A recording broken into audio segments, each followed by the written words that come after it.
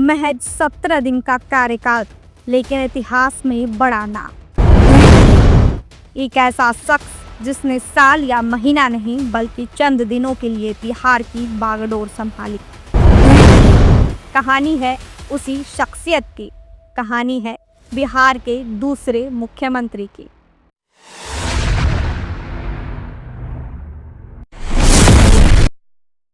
बिहार के एक साधारण परिवार में जन्मे दीप नारायण सिंह बिहार के उन नेताओं में से थे जिन्होंने स्वतंत्रता संग्राम के दौर में अपनी राजनीतिक जड़ें मजबूत की।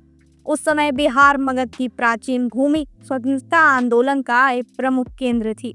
दीप नारायण सिंह ने अपने समय के महान नेताओं जैसे डॉक्टर श्री कृष्ण सिंह और अनुग्रह नारायण सिन्हा के साथ कंधे से कंधे मिलाकर काम किया। वे भारतीय राष्ट्रीय कांग्रेस के सक्रिय सदस्य थे और स्वतंत्रता संग्राम में अपनी भागीदारी के लिए जाने जाते थे। उनकी विचारधारा में गांधीवादी सिद्धांतों का प्रभाव साफ था। सादगी, जनसेवा और सामाजिक समानता उनके व्यक्तित्व के प्रमुख पहलू थे। दीप नारायण सिंह ने अपनी शिक्षा और सामाजिक जागरूकता के बल पर बिहार के ग्रामीण और शहरी क्षेत्रों में लोगों के बीच अपनी पहचान बनाई। उनका प्रारंभिक राजनीतिक जीवन बिहार की प्रांतीय राजनीति में सक्रियता से भरा था। 1930 और 1940 के दशक में जब बिहार में स्वतंत्रता आंदोलन जोर पकड़ रहा था, दीप नारायण सिंह ने कांग्रेस के विभिन्न आंदोलनों में भाग लिया। वे उन नेताओं में से थे जो जनता के बीच जाकर उनकी समस्या को समझते थे और उन्हें राष्ट्रीय आंदोलन से जोड़ने का प्रयास करते थे। उनके राजनीतिक सफर की बात करें तो दीप नारायण सिंह का राजनीतिक सफर स्वतंत्रता संग्राम के साथ शुरू हुआ, लेकिन स्वतंत्रता प्राप्ति के बाद उनकी भूमिका और भी महत्वपूर्ण हो गई। 1946 में जब बिहार में पहली बार विधानसभा चुनाव हुए, दीप नारायण सिंह ने कांग्रेस के एक प्रमुख नेता के रूप में अपनी उपस्थिति दर्ज कराई। उस समय बिहार के पहले मुख्यमंत्री श्री कृष्ण सिंह, जिन्हें बिहार केसरी के नाम से जाना जाता है, उन्होंने राज्य के विकास की नींव रखी थी। दीप नारायण सिंह उनके विश्वास पात्र सहयोगियों में से एक थे। 1950 के दशक में वे बिहार विधानसभा के सदस्य बने और विभिन्न महत्वपूर्ण जिम्मेदारियों को संभाला।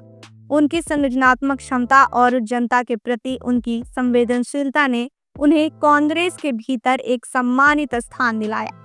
वे बिहार की राजनीति में उन नेताओं में थे जो सत्ता की चाहत से अधिक जनसेवा को प्राथमिकता देते थे।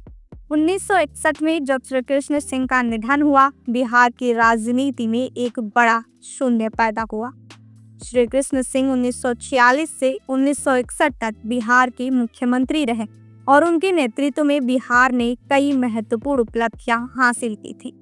उनके निधन के बाद कांग्रेस के भीतर नेतृत्व के लिए एक संक्षिप्त लेकिन महत्वपूर्ण परिवर्तन का दौर आया। इसी समय दीप नारायण सिंह को बिहार का दूसरा मुख्यमंत्री चुना गया।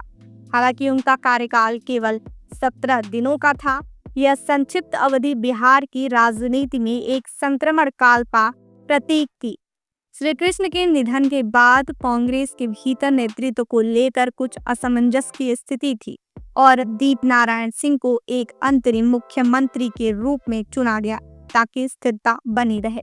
उनके इस संक्षिप्त कार्यकाल ने यह सुनिश्चित किया कि बिहार में प्रशासनिक कार्य बिना किसी रुकावट के चलते रहे।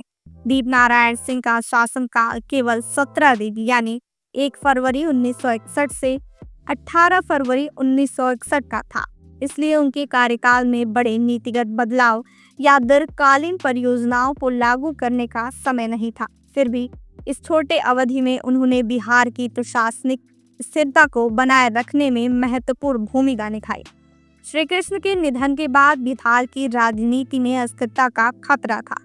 दीप नारायण सिंह ने अपने छोटे कार्यकाल में यह सुनिश्चित किया कि प्रशासन सुचारू रूप से चले और जनता के बीच विश्वास बना रहे।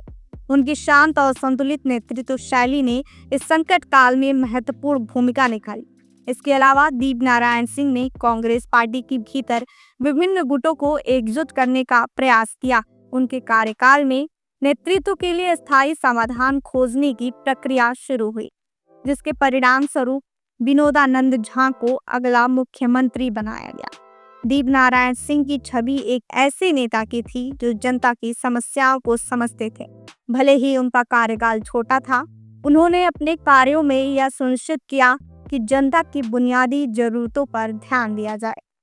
दीपनारायण सिंह उन नेताओं में से थे जिन्होंने स्वतंत्रता संग्राम की भावना को अपने प्रशासन में जीवित रखा। उनकी नीतियों में गांधीवादी सिद्धांतों और सामाजिक समानता का प्रभाव स्पष्ट था।